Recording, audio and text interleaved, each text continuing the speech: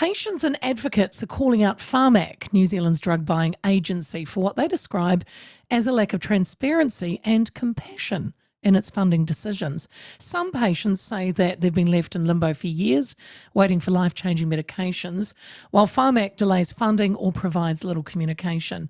Advocates argue that the agency's slow decision-making process is not only frustrating but also cruel to those relying on critical treatments. The findings come from a report commissioned by Pharmac's board based on workshops held late last year and organised by Dame Kerry Prendergast. They found there was a credibility and trust gap. Pharmac has defended its approach. They say that it must work within a fixed budget and prioritise funding based on need and available resources. Pharmac Chair is Paula Bennett. She says, we've heard very clearly that we need to make sure our interactions are respectful and meaningful and that people's voices are valued and included. And she joins me now. Paula, good afternoon. Good afternoon, Leah. Lovely to talk to you. The report, Paula, commissioned by Pharmac's board and based on workshops held late last year, were you surprised by the findings? Well, I sat in on the 2 days, so obviously I knew what was going to come out in the actual report. But I think day one in particular, not just myself, but all of the board that were there, we found it really confronting. You know, when you've got people that are either advocating for or are themselves, you know, really unwell, and they're standing up in front of you and telling you some of their journey to try and get the medicines that they desperately need and then not feel respected all the time from some at Pharmac. It's pretty confronting to hear. In her final report, Dame Kerry wrote that the session ended with no real movement on any of the issues discussed. Is that disappointing? No, I just think there's so much to do. So as she sort of points out in the report as well, how much can you get done in 2 days? But we were pulling, 25, 30 people away from their other work into Wellington to do it. So we just had to be really cognizant. I think her advice that we get a smaller group that then can be, really pulling that work together is a good one, because if nothing else, this report, but then quite frankly, the Valuing Life Summit from last year and the Chetwin report in 2022, they've all told us that there needs to be change and that we need to look at our model. And Leah, we do, we're 33 years old now. We're not teenagers, we're not a start-up. And we need to look at, just because it's been done that way in the past doesn't mean that, it's currently fits the purpose. And we need to think about what it looks like into the future. But we are up for it. The staff at Pharmac are incredible, and they're here because they desperately want to fund more medicines and they want to do a better job. I just think that in some respects they kind of got insular looking and thinking, you're saying no more often than you're saying yes. That's tough on a day-to-day basis. And so instead of kind of reaching out, they've kind of put the shutters up and, hey, they've already opened the curtains. We're ready to start looking out and working quite differently. I think too, Paula, with the Sarah Fitt, the chief executive, she resigned, she left after 7 years at the top job. So internally it's changed. Can I just circle back to you said that Dame Kerry had recommended a smaller reference group of up to about 8 people, I think she said, from the consumer patient representative community to work in partnership with Pharmac management. Is that something you would take on board? Yeah, we're definitely looking at how we do it, how we make sure it's resourced. I mean, like everyone, we're pushed completely to the wall right now. So, discussing that with our ministers and how we sort of make that work. But we definitely want to. And I just don't think it's healthy for us to sit, behind a shut door and redesign, because Pharmac needs a reset, and so to do that, I think it's much better that we do it with New Zealanders, with smart people who are in the middle of the system and will benefit from us doing it differently. So the short answer should be yes.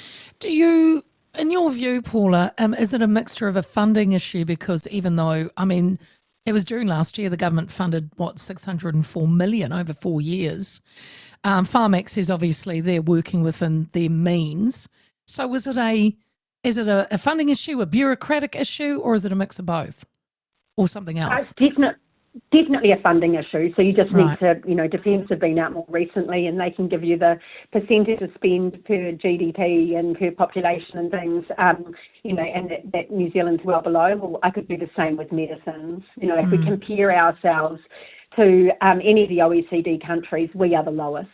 Right, so we are at the bottom. Yeah. So you are less likely to get a medicine you need in New Zealand than you are most of those other countries, and the only reason for that is the percentage of money that we spend per person. So if we were spending the equivalent of Australia, but then the Prime Minister was on, he'd be telling you that's because they're wealthier and that's because they're a much bigger economy and they're prepared to dig up some iron and coal and do some work. So I should take my political hat off now, but in that context, I can't. Yeah. So, but you get that. That's the argument they would give, and I get that.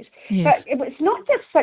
We don't get enough money, but then, Leah, what keeps me awake at night is I'm like, oh my goodness, there's immunotherapy, there's gene therapy, there's CAR T therapy. If you've got cancer, instead of us pumping your whole body full of chemicals to try and kill the one bit, they can now pinpoint to where it is, and you're not as sick, and your body isn't ruined in trying to fight that cancer. And so what they can do and what is going to be happening is just absolutely phenomenal. And so if we're not even keeping up with current medicines, what does this look like?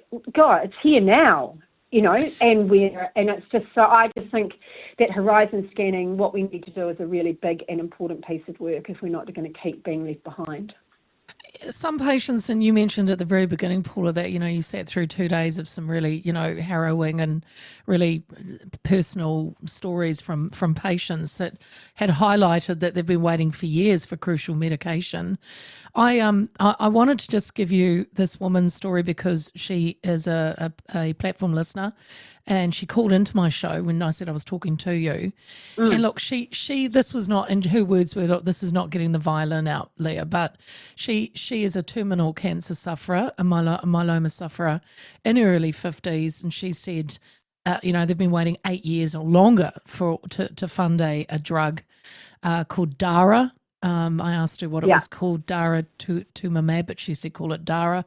And she's now pulled on her savings, her retirement, and spending $133,000 to get her through the first year and having to drive weekly from Rotorua to Hamilton. And I wanted to tell her story briefly to you because, I know that the government, included 26 cancer treatments in the latest round.